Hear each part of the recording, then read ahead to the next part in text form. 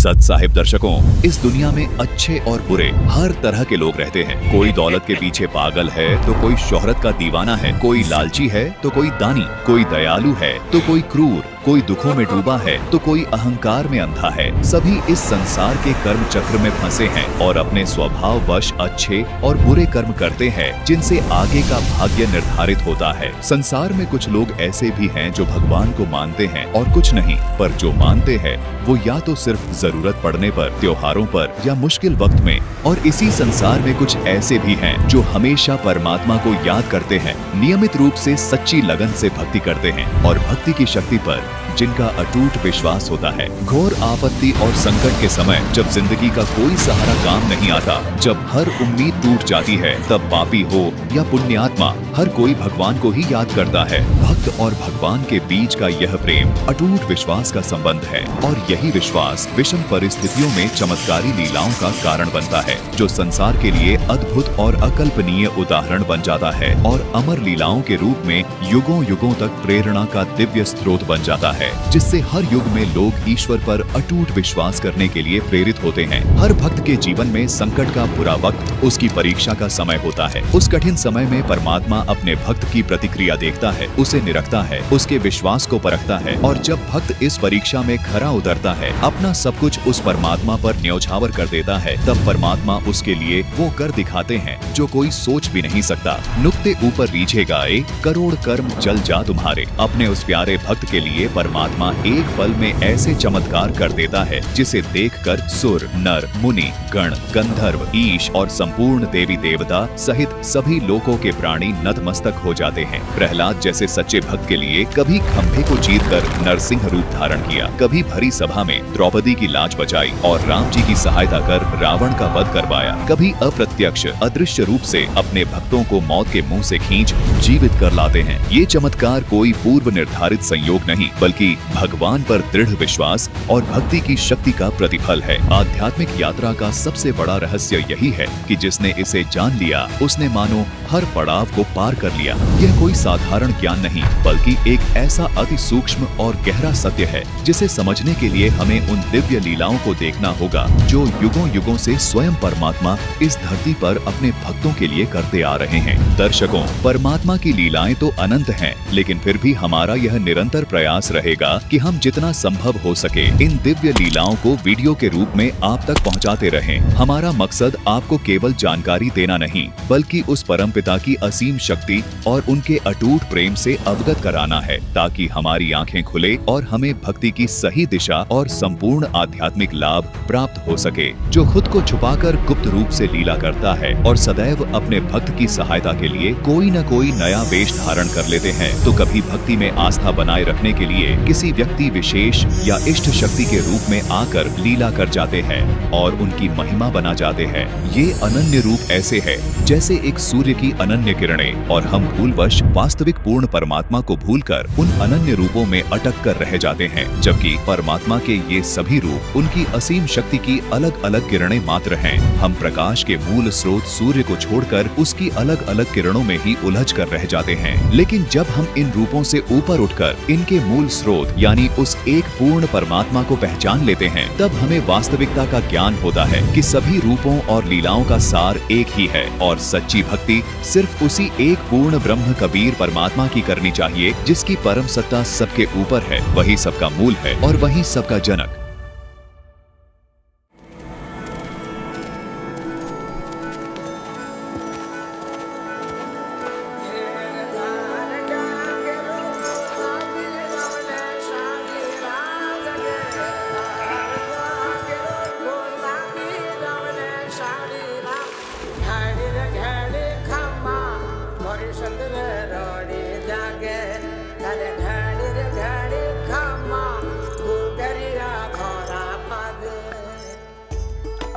ये कहानी शुरू होती है राजस्थान के टोंक जिले के एक छोटे से गांव धुआं कला से, जहां रहते हैं एक जाट किसान और पशुपालक रामेश्वर जी और उनकी पत्नी रेवा देवी। दोनों ही अत्यंत धार्मिक और दयालु स्वभाव के दंपति थे।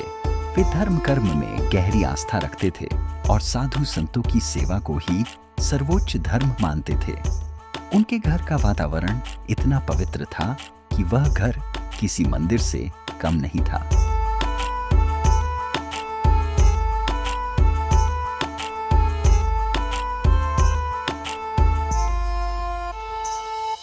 श्रीशालिग्रामस्तोत्रं विनियोगः। ॐ अस्य श्रीशालिग्रामस्तोत्रमन्त्रस्य श्रीभगवान् ऋषिः नारायणो देवता अनुष्टुप् छन्दः श्रीशालिग्रामस्तोत्रमन्त्रजपे विनियोगः।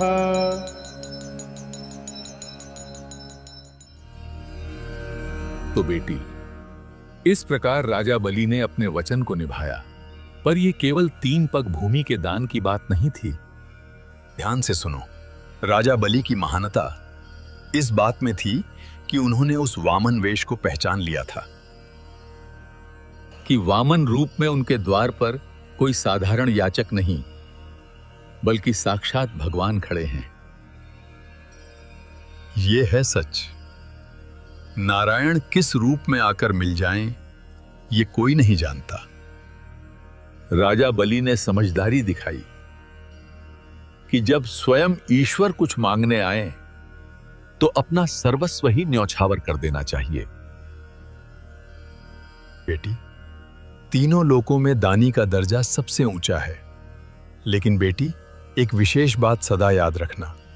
सभी प्रकार के दान में अन्नदान सर्वश्रेष्ठ है और सर्वाधिक पुण्यदायी है, क्योंकि अन्न से ही जीवन चलता है।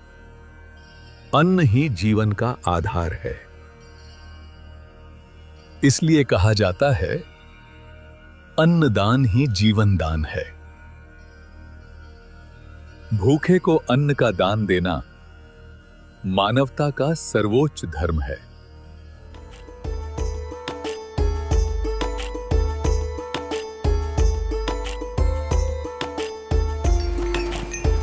महीने दिनों की तरह बीतते गए और भगवान की कृपा से रामेश्वर और रेवा देवी के जीवन में वो शुभ दिन आया जब उन्हें पुत्र रत्न की प्राप्ति हुई।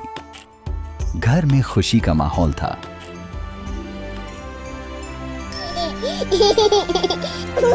बच्चे का नामकरण करने खुद कुलगुरु पंडित त्रिलोचन जी घर आए। उन्होंने बच्चे की कुंडली देखी और नाम रखा धन्ना, यानी धनवान, परम सौभाग्यशाली। सिर्फ धन दौलत का ही नहीं, बल्कि सद्गुणों और समृद्धि का भी धनी। धन्ना बाकी बच्चों से अलग था। जब गांव के बच्चे मिट्टी के खिलौने बनाते थे, धन्ना अपने छोटे छोटे हाथों से माता पिता के पैर दबाता या घर आए साधु संतों की सेवा करता। उस नन्हे बालक के सद्गुणों को देखकर ऐसा लगता था जैसे ये गुण उसके अपने पिछले जन्मों के शुभ आचरण का प्रभाव थे। उसकी विनम्रता और निर्मल सेवा भाव देखकर गांव में हर कोई बस एक ही बात कहता था, इस युग में धन्ना जैसा संस्कारी बालक मिलना बहुत दुर्लभ है। जब कुलगुरु त्रिलोचन नाथ रामेश्वर जी के घर आए तो 5 वर्ष के बालक धन्ना ने देखा कि आसपास के लोग भी उनके दर्शन को आने लगे और उनके आगमन से ही सभी उनकी सेवा में लग गए। सभी त्रिलोचन नाथ का विशेष आदर सत्कार कर रहे थे। त्रिलोचन नाथ जी ने भगवान की कथा सुनाई, जिसे सभी ध्यान पूर्वक सुन रहे थे। उनकी हर बात को धन्ना भी ध्यान पूर्वक सुन रहा था। कहानियों में वह भगवान की कल्पना करता, उनकी बाल लीलाओं को महसूस करता और कथा में ही उनके दिव्य रूप में खो जाता। कुलगुरु त्रिलोचन नाथ से धन्ना बहुत प्रभावित हुआ और उनकी हर क्रिया को ध्यान पूर्वक निरखने लगा। अगली सुबह धन्ना भी समय से स्नान करके कुलगुरु के पास गया और दूर बैठकर उनकी पूजा को ध्यान पूर्वक देखने लगा। गुरु ने बड़ी श्रद्धा से ठाकुर जी की मूर्ति को पंचामृत से स्नान कराया। जब दूध, दही, शहद और घी की धारा मूर्ति पर पड़ती तो धन्ना को मूर्ति के इस दिव्य अभिषेक को देखकर बहुत खुश होता और उसे देखकर असीम आनंद मिलता। त्रिलोचन नाथ जी ने फिर ठाकुर जी की मूर्ति को साफ वस्त्र पहनाए, माथे पर चंदन का तिलक लगाया और गले में माला पहनाई। धन्ना प्रतिदिन इसी प्रकार मंत्र मुग्ध होकर यह सब देखता रहा। पूजा की यह संपूर्ण विधि धन्ना के मन को बहुत अच्छी लगने लगी और नन्हा बालक धन्ना इससे बहुत प्रभावित हुआ। देखते ही देखते समय कैसे बीत गया पता ही नहीं चला। आज वह घड़ी आ गई थी जब पंडित त्रिलोचन नाथ जी को अपनी आगे की यात्रा के लिए निकलना था। उन्होंने भारी मन से धन्ना के पूरे परिवार से विदा लेने की इच्छा व्यक्त की। जैसे ही पंडित जी के जाने की बात धन्ना को पता चली, धन्ना बहुत दुखी हो गया। वह रोने लगा।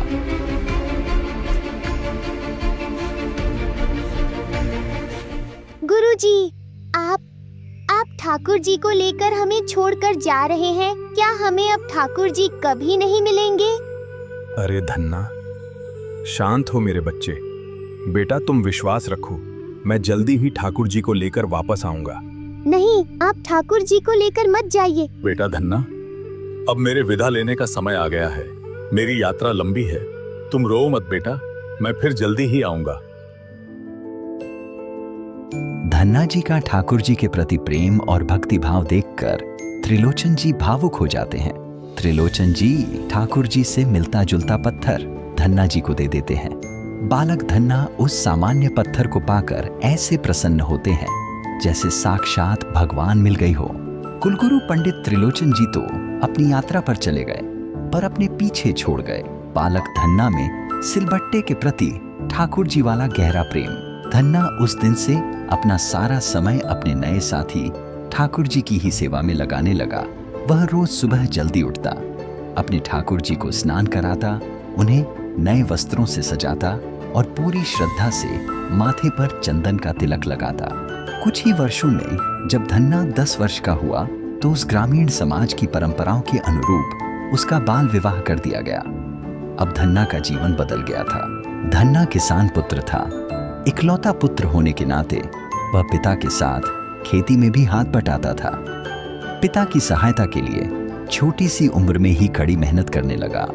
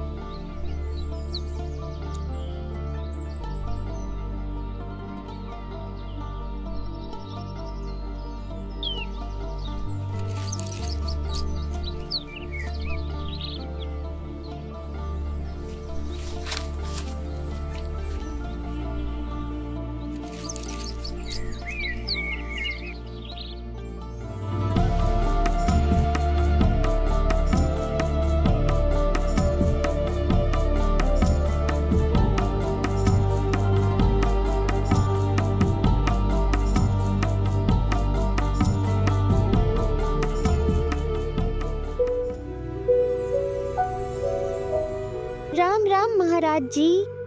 राम राम बेटा, राम राम।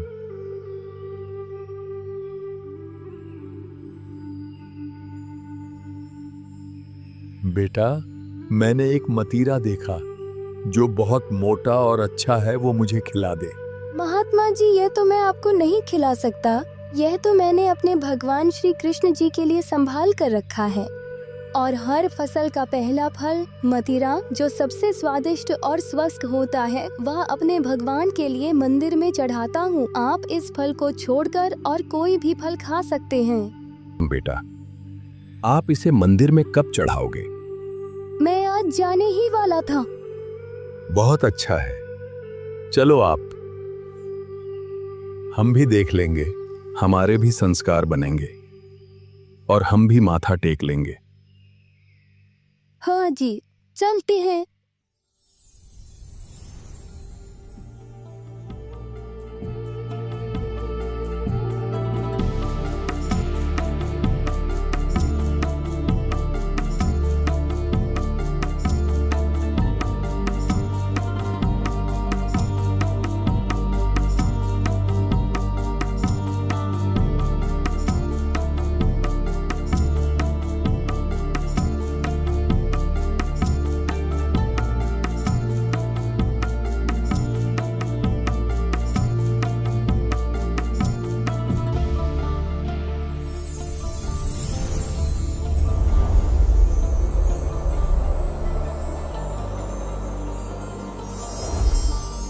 धन्ना भक्त, परमात्मा तो तेरे साथ आया है।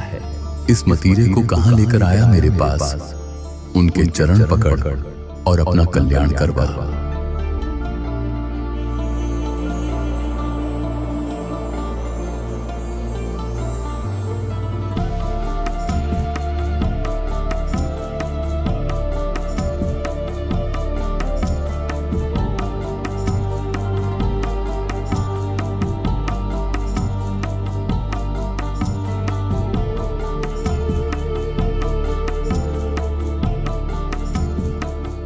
यह अद्भुत लीला दिखाने के बाद परमात्मा बालक धन्ना को एकांत में ले जाकर ज्ञान समझाने लगे।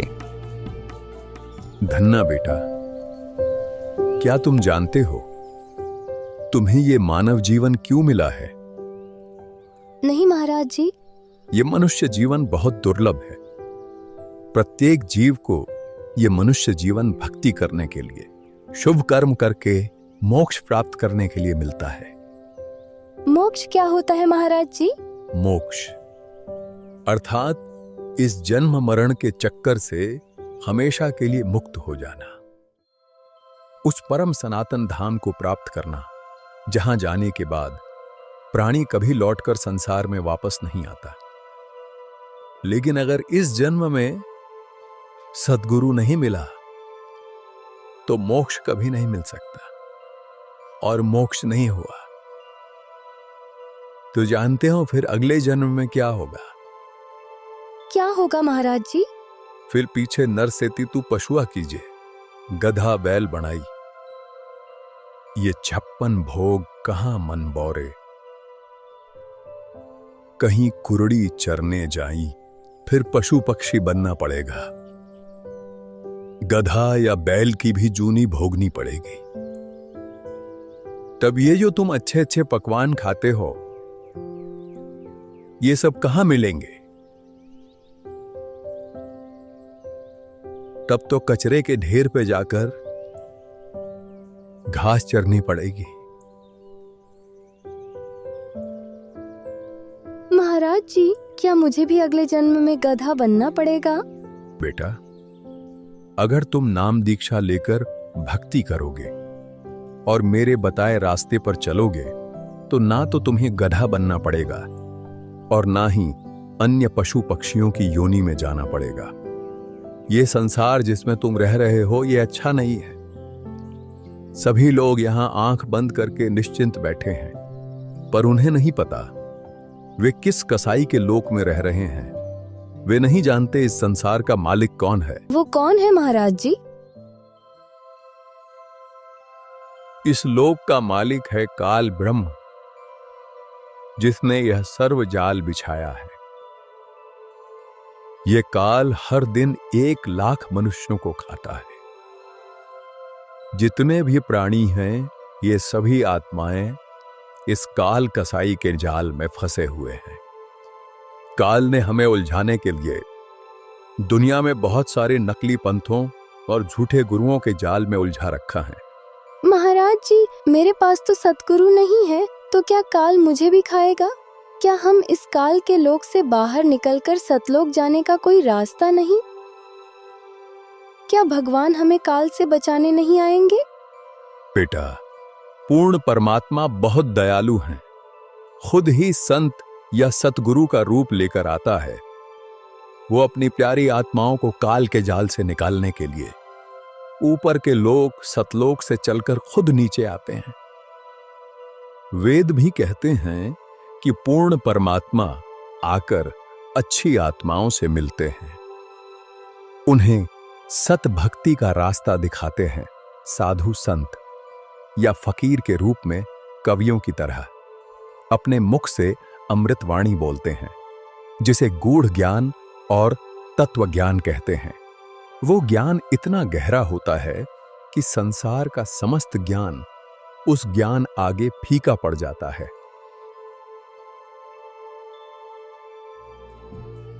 इस तरह कबीर परमात्मा जी ने 11 वर्ष के बालक धन्ना जी को सत्संग सुनाया और गूढ़ आध्यात्मिक ज्ञान समझाया, सतलोक की पूरी जानकारी दी और सच्ची भक्ति के बारे में गहराई से बताया। फिर परमात्मा कबीर साहिब जी ने धन्ना जी को प्रथम मंत्र उपदेश दिया और फिर परमात्मा जी ने आशीर्वाद देते हुए कहा, धन्ना बेटा, सतगुरु की शरण तुझे प्राप्त हो गई है। अब सत्य साधना रूपी सौदा कर ले। बेटा, आजीवन मर्यादा में रहकर भक्ति करना, मेरा आशीर्वाद हमेशा तेरे साथ रहेगा।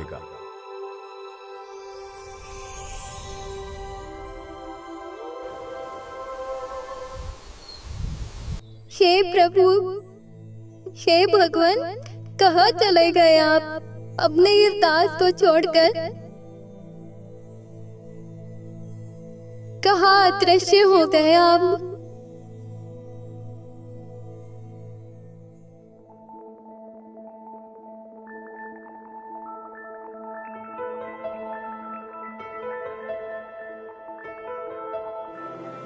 नारायणाय नमो नमः, वासुदेवाय नमो नमः। आज तुमने दिए दर्शन अपने प्रिय, हर पल हर दिशा तुम ही तुम बसे।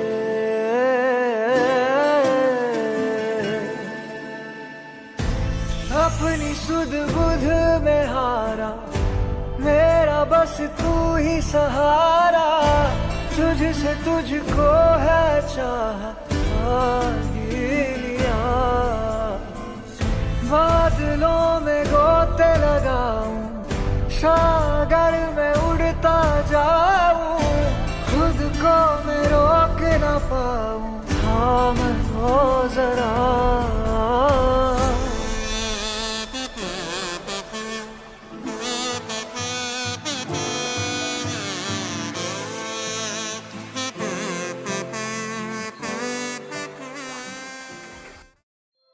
साक्षात परमात्मा स्वयं प्रकट होकर धन्ना के पास आए और पहली बार परमात्मा ने उससे कुछ मांगा। भगवान ने स्वयं खाने के लिए उस सिर्फ एक मतीरा मांगा था, वो भी उसने परमात्मा को देने से मना कर दिया। धन्ना रह रह कर याद करता और उसका हृदय आत्मग्लानि से तार तार हो जाता कि वो परमात्मा की सेवा का अवसर चूक गया, समय पर परमात्मा को पहचान न सका और तब उनके मांगने पर भी उन्हें मतीरा न दिया। उस दिन के बाद धन्ना हर साधु संत में परमात्मा को ढूंढता। जो भी साधु संत धन्ना को मिलते, धन्ना उनको सब कुछ न्योछावर कर देता। ऐसे वर्ष बीतते गए और धन्ना युवा हो गया।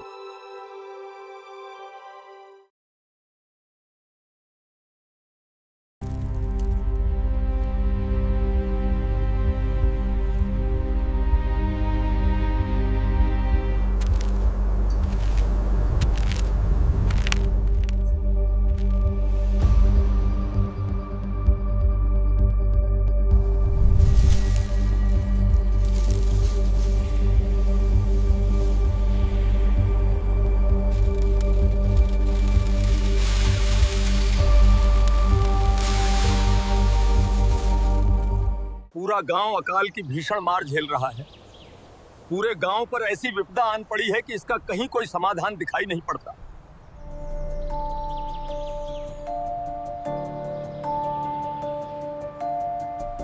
अब तो वर्षा की आस भी मरसी गई है। लगता है इस बार भी मेघ रूठे रहेंगे और इस बार भी वर्षा नहीं होगी। अब ये गांव के अंदर जो 2-4 पेड़ हरे भरे दिख रहे हैं ये भी धीरे धीरे सूख जाएंगे। आसमान पर भी कहां कोई काले बादलों का निशान है। घनघोर घटाओं का दूर दूर तक कोई चिन्ह तक दिखाई नहीं देता। पिछले साल भी वर्षा नहीं हुई, जिस कारण हमारी सारी फसलें तबाह हो गईं। अन्न की घोर कमी के चलते अब तो हमने अपना पशुधन, गायें और बैल सब कुछ बेच दिया। और यदि इस बार भी इंद्रदेव ने वर्षा न की तो खेती होना असंभव है। पूरा गांव भूखा मरेगा और ये अकाल सबका साक्षात काल बन जाएगा। लगता है हमारा राम रूठ गया है। पता नहीं हमसे ऐसी कौन सी भूल हुई है जिससे राम रूठ गया और सभी को अकाल की सजा मिल रही है। राम तो रूठना ही था, दया धर्म सब खत्म हो रहा है। गांव भूखे राहगीर और साधु संतों को कोई पानी तक भी नहीं देता। अतिथि सत्कार की कमी ही विपदा का कारण है। भाई धन्ना भगत से हमने परमात्मा की अनेकों लीलाएं और महिमा सुनी है। वो भी यही बताता है, दया धर्म का मूल है। जहां दया नहीं वहां धर्म नहीं, और जहां धर्म नहीं वहां राम कैसे राजी होगा। सत्य कहा। हमारे पूर्वजों के समय में जहां कभी साधु संतों और राहगीरों के लिए अन्न जल के भंडार खुले रहते थे, आज उसी गांव में उनको खिलाने के लिए एक दाना या एक बूंद भी नहीं दी जाती हो। वहां भला राम क्यों न रूठें? ये तो हमारे ही कर्मों का फल है। राम तो रूठना ही था।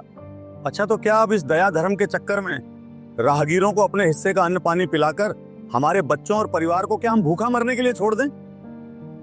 ये धर्म दया की बातें तभी अच्छी लगती जब पेट भर खाना हो और घर में अनाज और पानी की कोई कमी न हो और सबके अपने बाल बच्चे हैं, अपना परिवार है। अब ऐसा मूर्ख कौन होगा जो ऐसे वक्त में अपने और अपने परिवार के बारे में ना सोचकर राहगीरों और अतिथियों के बारे में सोचेगा। लेकिन विवशता के कारण कभी मानवता नहीं छोड़नी चाहिए। अगर दया ही समाप्त हो गई तो हम मनुष्य ही नहीं रहेंगे। और सच कहूं तो मुझे भी इस भीषण अकाल का यही कारण लग रहा है। अरे भाई, ये क्या मूर्खता की बातें कर रहे हो? तुम तीनों भी उस बावले धन्ना की ही संगत पढ़कर उसी की भाषा बोलने लगे हो। तुम्हें अपने बाल बच्चे नहीं पालने क्या, जब हमारे खुद के बच्चों को खिलाने के लिए पर्याप्त अन्न नहीं है? और तुम बात करते हो अनजान परदेसी राहगीरों को खाना पानी देने की। बिल्कुल सही कहा। संसार में हर कोई अपने अपने भाग्य का खाता है और अपने कर्मों का फल भोगता है। अब यदि कोई राहगीर अपनी किस्मत के मारे भूख से तड़प कर मर रहा है तो इसमें हमारा क्या दोष? हमें किसी दूसरे के भाग्य का ठेका लेने की कोई जरूरत नहीं है। अब तो ना धरती में नमी बची है और ना ही कठोर इंसानों के हृदय में।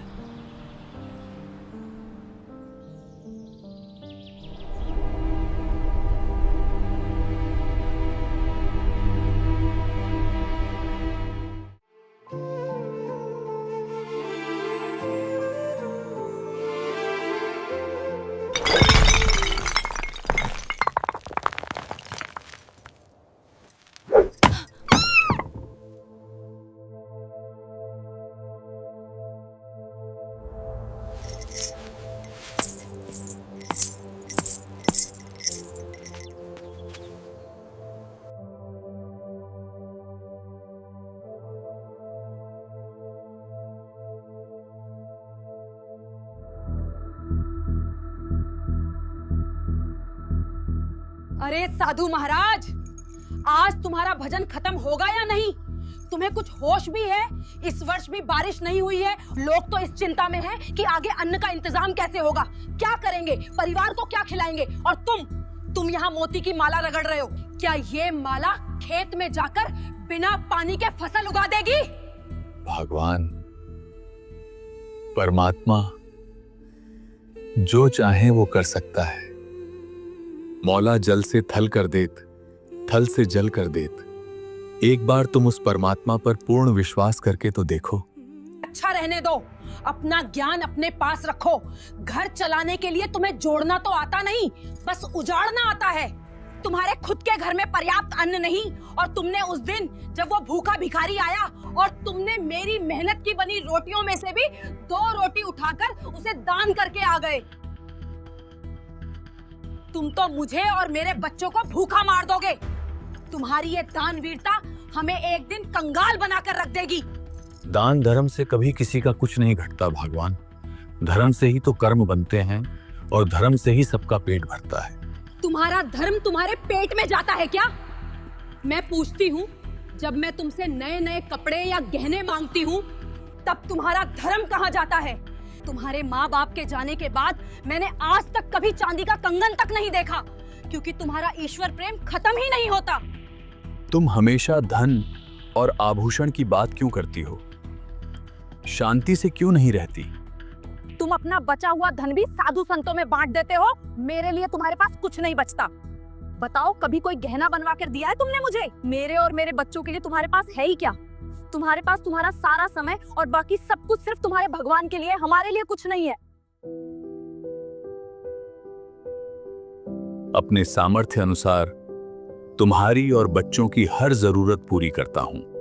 हाँ हाँ, आकर बस अंधेरे में अपनी माला फेरते हो। ऐसा लगता है जैसे तुमने मुझसे नहीं बल्कि इस माला से विवाह किया है। तुम्हें हमारे सुख से नफरत है। तुम तो दुनियादारी तक नहीं समझते। तुम्हारा सीधापन नहीं, तुम्हारा पाखंड है।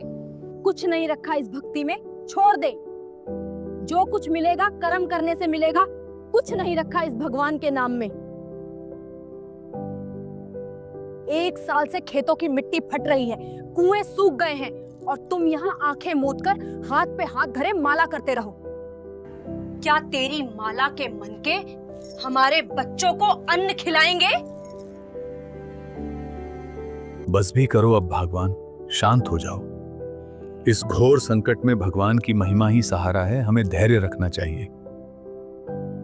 जब राम चाहेंगे तो वर्षा अवश्य होगी। अब तुम्हें कौन समझाए? भगवान का विधान दान, धर्म और भक्ति करने से ही घर में बरकत आती है। बरकत? कैसी बरकत? गांव की हर स्त्री के गले में आज चांदी की हसली है, और मेरे गले में क्या है? तुम्हारी दानवीरता का बोझ। तुमने सारा पैसा उन साधुओं को दे दिया जो तुम्हें ज्ञान का उपदेश देते फिरते हैं, और मेरे लिए कभी एक कांच की चूड़ी तक नहीं लाए।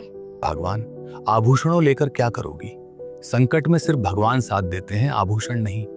परमात्मा के ज्ञान को समझो। इन आभूषणों से कोई लाभ नहीं। सिर्फ अच्छे कर्म, भक्ति और दान, धर्म ही असली आभूषण है। जिस लोक में हम रह रहे हैं, यहाँ एक पल में कब मृत्यु हो जाए कुछ नहीं पता। ये आभूषण, ये कपड़े, घर परिवार यही धरे के धरे रह जाएंगे। साथ जाएगा तो सिर्फ भक्ति, धन और धर्म कर्म का पुण्य।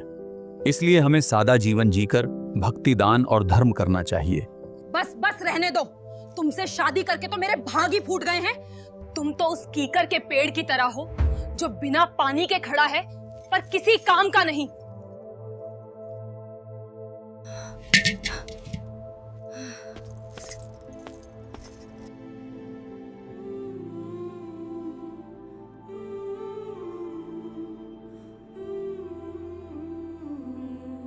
सुनो, मैं पानी लेने जा रही हूँ, और मेरे जाते ही अगर किसी को अन्न का एक दाना भी दान किया तो मुझसे बुरा कोई नहीं होगा।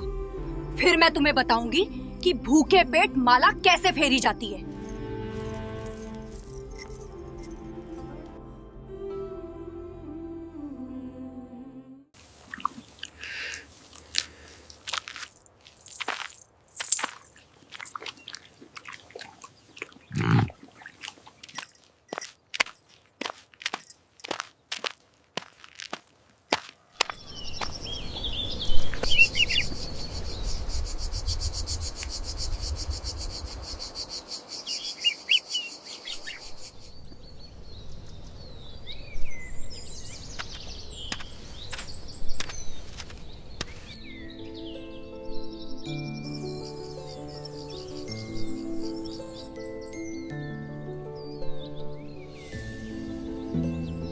राम राम धन्ना बाई। राम राम।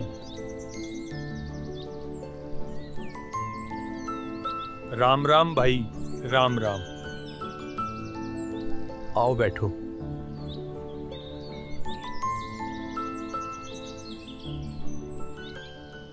अरे धन्ना भाई, आज तो बस पूछो मत क्या हुआ। अब तो ऐसा समय आ गया कि बस सिर्फ कुछ वरिष्ठ बुजुर्गों को छोड़कर सब में इंसानियत मर ही गई है। कोई दया धर्म करके राजी नहीं। आज तो चौपाल की चर्चा ने मन को और भी विचलित कर दिया। ऐसा क्या हुआ? आज चौपाल में चर्चा चली, फिर क्या इस वाद विवाद और इस गंभीर समस्या का किसी ने समाधान नहीं किया? हाँ धन्ना, समाधान तो किया। अंत में गांव के वरिष्ठ बुजुर्गों ने बात को संभाला और एक फैसला सुनाया।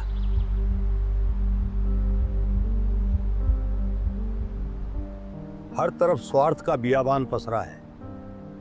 हमारे पूर्वज बताया करते हैं कि राम के रूठने पर ही अकाल पड़ते हैं। ऐसे में धर्म भंडारे करने से ही वर्षा होती है, इसका और कोई उपाय नहीं। बिल्कुल भाई साहब, जमीन से पानी के साथ साथ अब सभी के दिलों से दया भी खत्म हो गई है। मेरा बाबू भी कहा करता कि भगवान ने हर समस्या का समाधान बनाया है, और जब राम रूठ जाए तो राम को मनाने का भी एक ही उपाय है, और वो है धर्म। अब सिर्फ धर्म से ही राम मनाया जा सकता है, इसके अलावा और कोई रास्ता नहीं। इस बार भी अगर वर्षा न हुई तो सब मरेंगे। एक काम करो, सभी पूरा गांव मिलके हर घर से एक या आधा पाव चावल और गुड़ इकट्ठा करके मीठे चावल बनाओ, पूरे गांव को बुलाकर भंडारा खिलाओ। इस धर्म भंडारे से भगवान खुश होंगे और वर्षा होगी।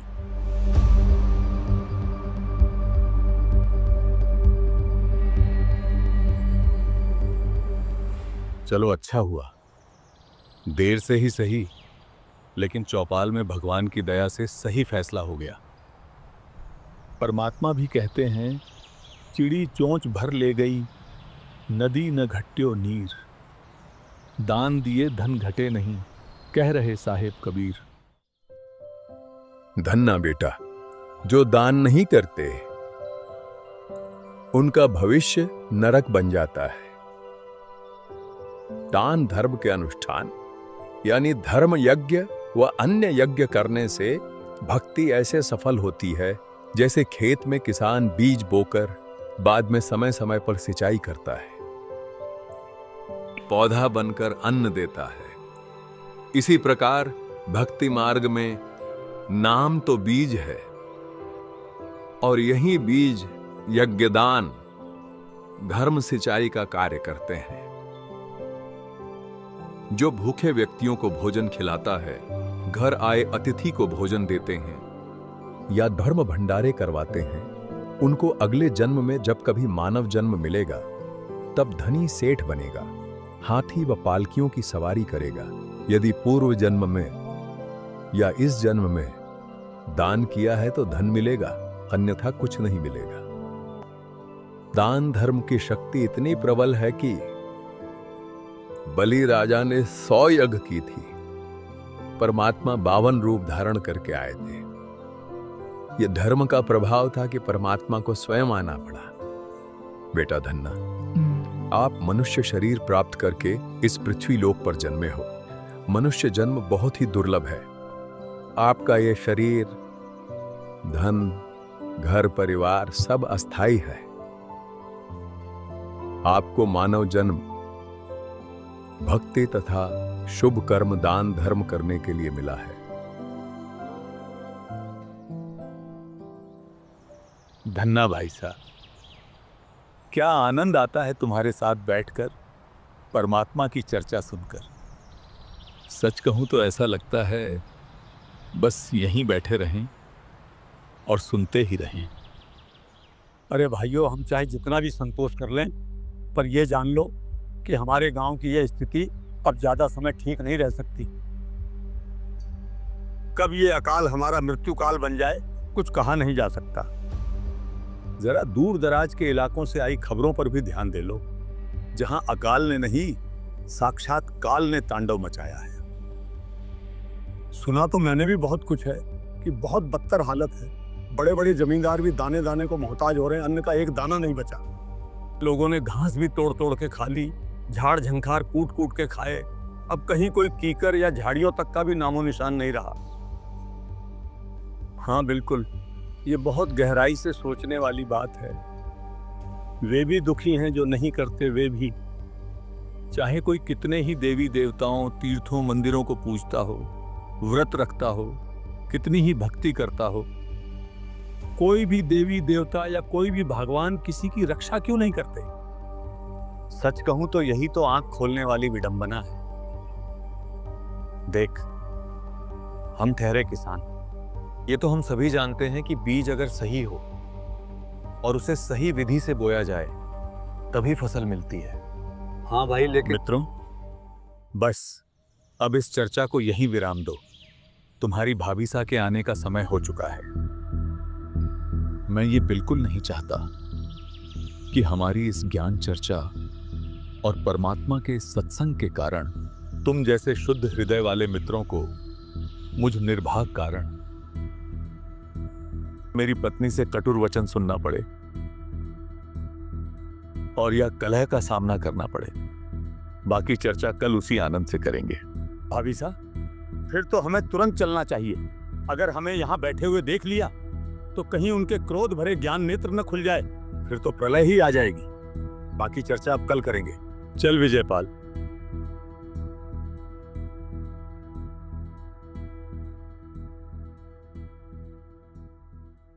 हाँ हाँ, चलते हैं। भगवान ने दया की और गांव के इस धर्म भंडारे से वर्षा हो गई तो आगे भी ऐसे ही आनंदमयी ज्ञान चर्चा करते रहेंगे। राम राम धन्ना भाई, अब हम चलते हैं। आगे भी ऐसे ही आनंदमयी ज्ञान चर्चा करते रहेंगे। राम राम धन्ना भाई। राम राम भाइयों।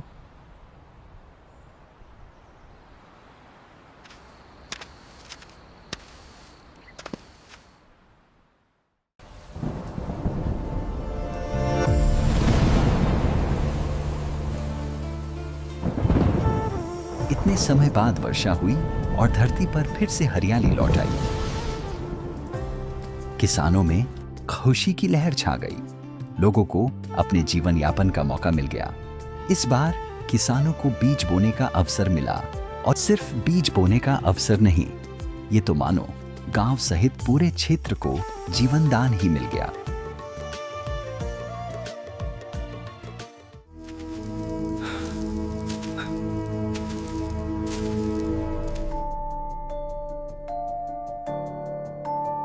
हे प्रभु, दया करो। हे परमात्मा।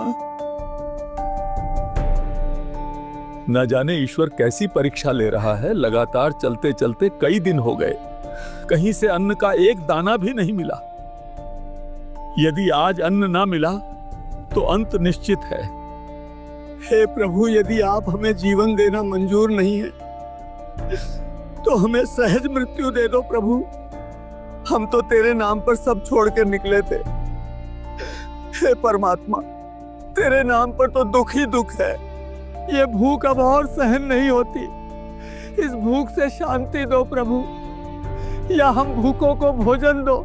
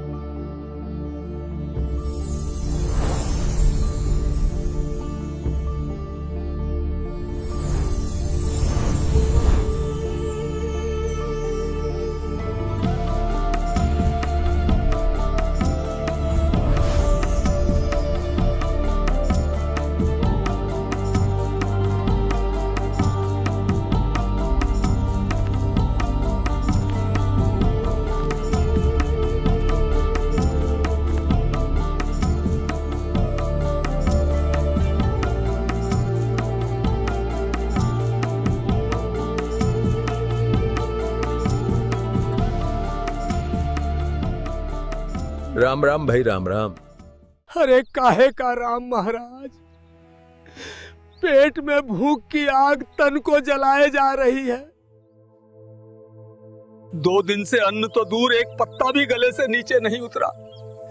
लगता है अब तो इन इंसानों की तरह राम भी बेहरा हो गया है। विश्वास रखो संतो, साधु संत धीरज नहीं खोया करते और विपत्ति में ही भक्त की असली परीक्षा होती है। भूखा तो मैं भी हूं 2 दिन से, लेकिन मुझे पूर्ण विश्वास है, देर से ही सही, लेकिन मेरा राम मुझे अन्न अवश्य देगा।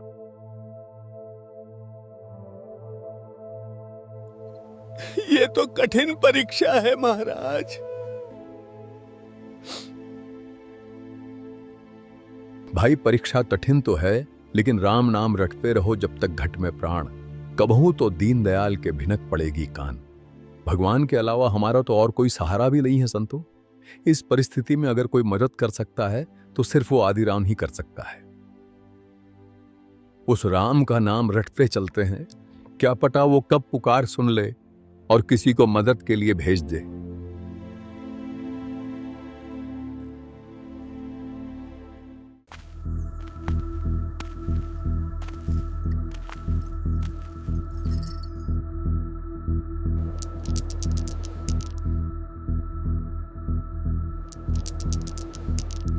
उठो अब, बैठे रहोगे क्या समाधि लगाए? ये माला छोड़ो, उठो और ज्वार खेत में बीज कर आओ। दुनिया हल लेके खेत जोतने चली गई, पूरा गांव अपने खेतों में बीज बोने गया है और यहाँ तुम्हारी पूजा पार्टी खत्म नहीं होती। जब देखो तब सुबह सुबह से ही माला लेकर बैठ जाते हो। घर में खाने के लाले पड़े हुए हैं, लेकिन तुम्हें तो बस पुण्य कमाने की चिंता रहती है, अपनी पत्नी और बच्चों की कोई चिंता नहीं है। तुम्हें तो सिर्फ अपने दान धर्म और पूजा पाठ से मतलब है। तुम्हारा ये दान धर्म हमें भूखा मार देगा, कंगाल बना के छोड़ेगा। तुम्हें तो ना घर दिखता है ना बच्चे। अच्छा ठीक है भगवान, जाता हूं।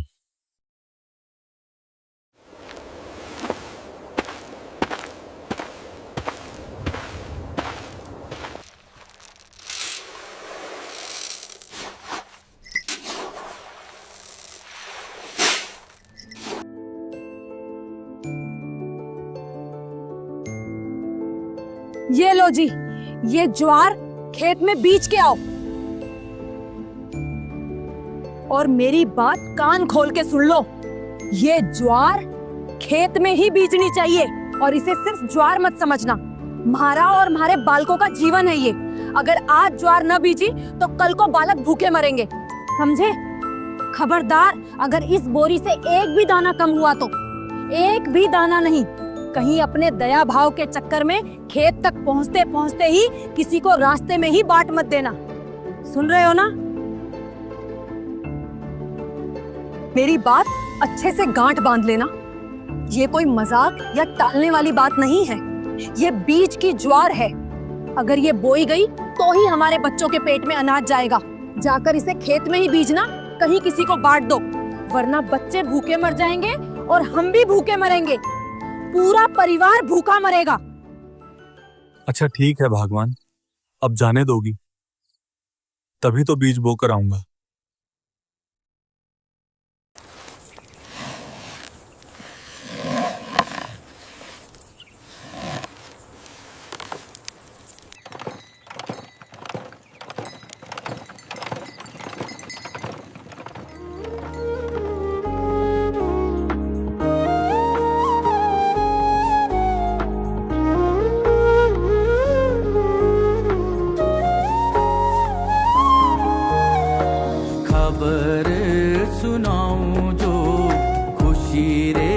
बताऊं जो आज मेरे पिया घर आएंगे, आज मेरे पिया घर आएंगे।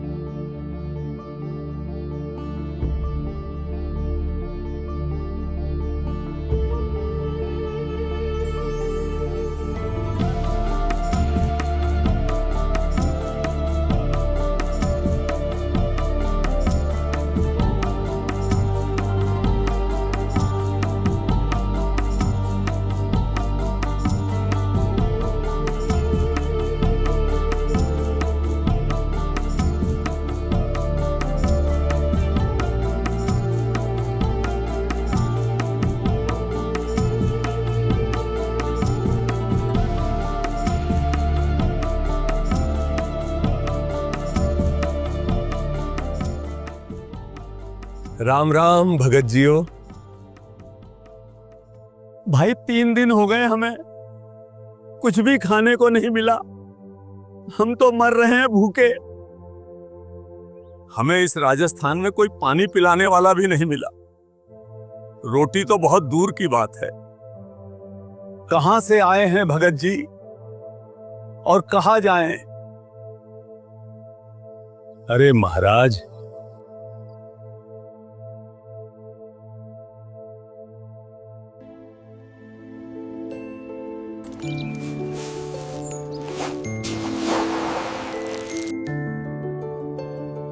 महाराज जियो, मेरे पास तो ये बीज की ज्वार है थोड़ी सी, ये देख लो आप। इसे खाकर अपनी भूख शांत कर लो।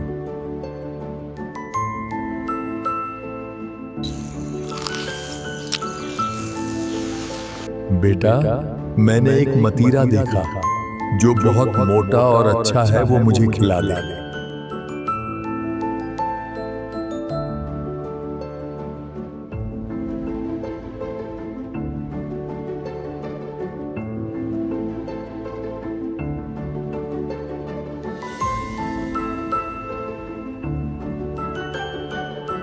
बेटा, भगवान तुम्हारा भला करे।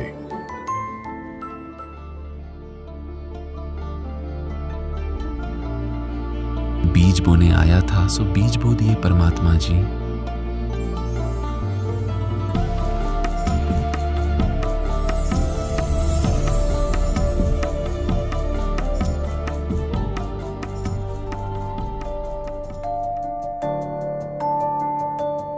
अब अगर मैं ज्वार बोने खेत नहीं गया और यदि किसी ने भी मेरी पत्नी को जाकर बता दिया तो बहुत झगड़ा करेगी, बड़ा भारी बखेड़ा खड़ा हो जाएगा। क्या करूं अब? ये ज्वार खेत में ही बीजनी चाहिए और इसे सिर्फ ज्वार मत समझना। हमारा और हमारे बालकों का जीवन है ये। अगर आज ज्वार न बीजी तो कल को बालक भूखे मरेंगे।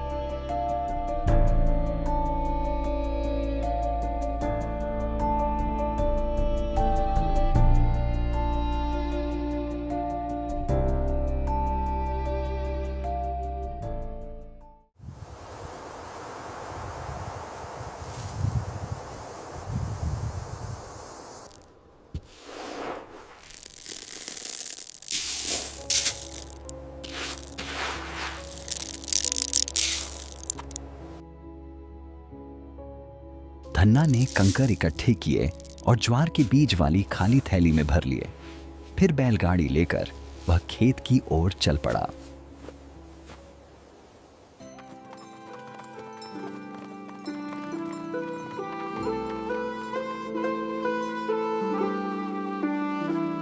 खेत पहुंचकर उसने बाकी किसानों की तरह ज्वार बोने का अभिनय करते हुए थैली से हाथ में कंकर लेकर जमीन पर इस तरह बिखेरे जैसे वह ज्वार के बीज ही हों। और फिर थैली के सारे कंकर बीजने के बाद धन्ना सब किसानों के साथ घर आ जाता है।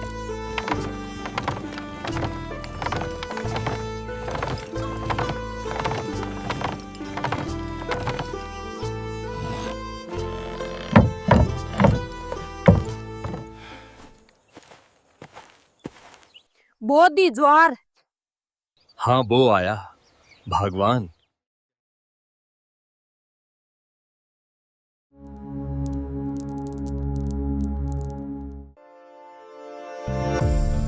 ठीक 2 महीनों बाद जहां सबके खेतों में घुटनों तक ऊंची ज्वार की फसल लहरा रही थी, वहीं धन्ना का खेत, उसके खेत का तो हाल ही कुछ और था, जिसे देखकर हर कोई हैरान था।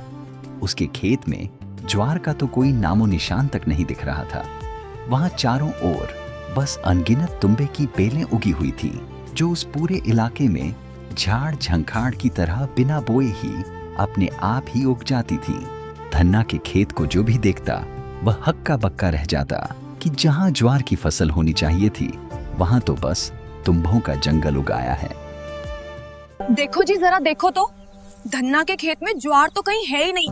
ये क्या, पूरा खेत तो तुम्बे की बेलों से भरा पड़ा है। जहां देखो वहां चारों तरफ सिर्फ तुम्बे ही तुम्बे हैं।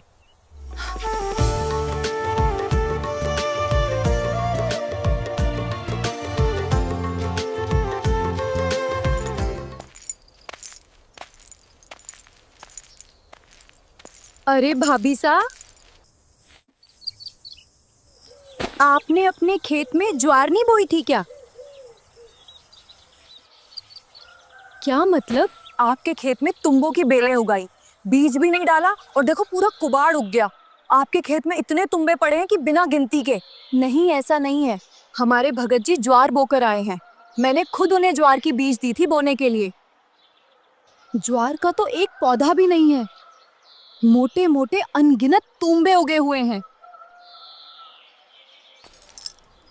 जरूर भगत जी ने कर दी होगी गड़बड़, बीज भी कहीं दान में दे दिए। पहले एक बार खेत देख कर आऊं, फिर इन्हें तो बाद में बताऊंगी।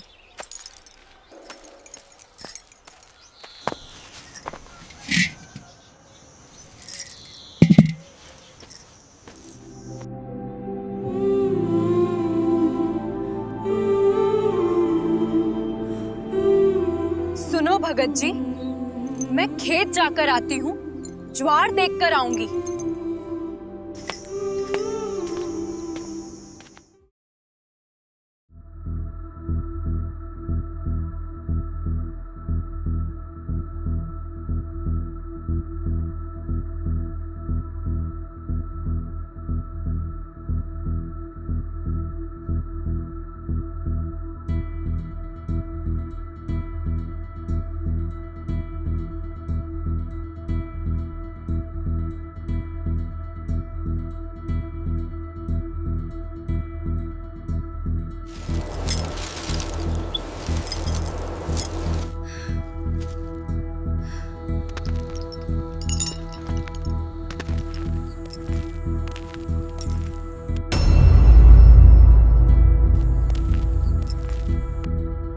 धन्ना भाई, आज तो तेरी खैर नहीं। हे प्रभु, अब देखी जाएगी, जो भी होगा होना तो है ही। तुम दोनों उठ जाओ यहां से।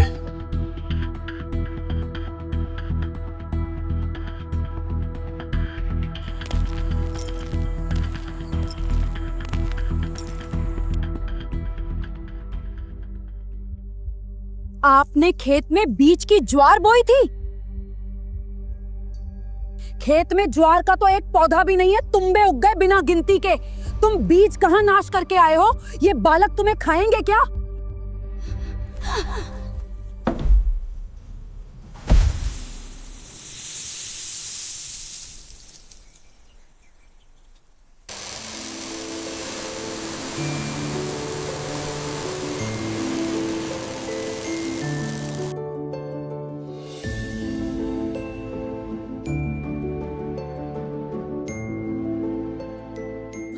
ये क्या हो गया? तुंबे में ज्वार? ये ज्वार कहां से आ गई इसमें?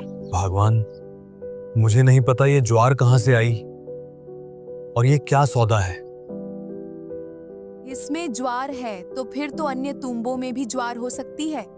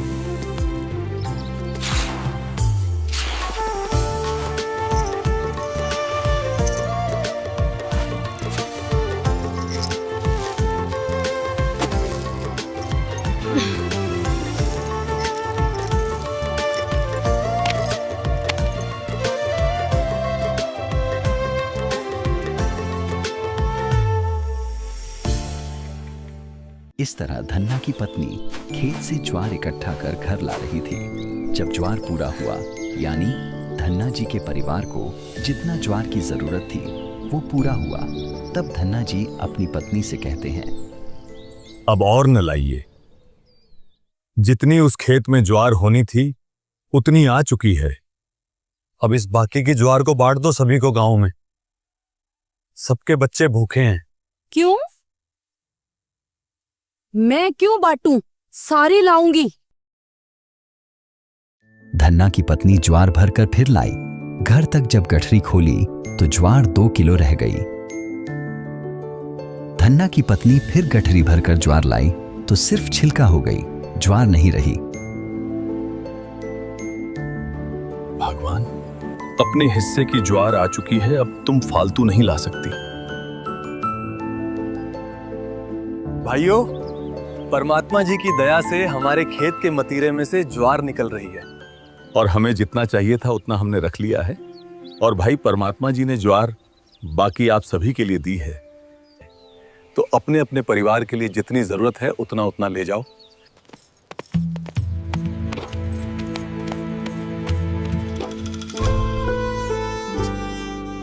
अन्य किसानों की फसल बारिश न होने से सूख गई और भगत धन्ना जी को इतनी अच्छी साफ सुथरी परमात्मा ने इतनी दे दी कि पूरा गांव भी तक गया ढोते ढोते, लेकिन शाम तक भी ज्वार खत्म नहीं हुई। धन्ना भक्त ने सब गांव वालों को लगभग 10-10 मन यानी 4-4 क्विंटल ज्वार बांट दी। उनके बच्चे भी भूखे थे। फिर अपने घर भी शेष ज्वार ले गए। उस दिन के बाद धन्ना जी की पत्नी भी सेवा में लग गई। दोनों का उद्धार हो गया। ये अनमोल ज्ञान जगत गुरु तत्वदर्शी संत रामपाल जी महाराज जी के सत्संगों का अंश मात्र है। आप संत रामपाल जी महाराज जी के मंगल प्रवचन संत रामपाल जी महाराज एप्लीकेशन पर भी सुन सकते हैं तथा उनके द्वारा लिखी पुस्तकें भी डाउनलोड कर सकते हैं।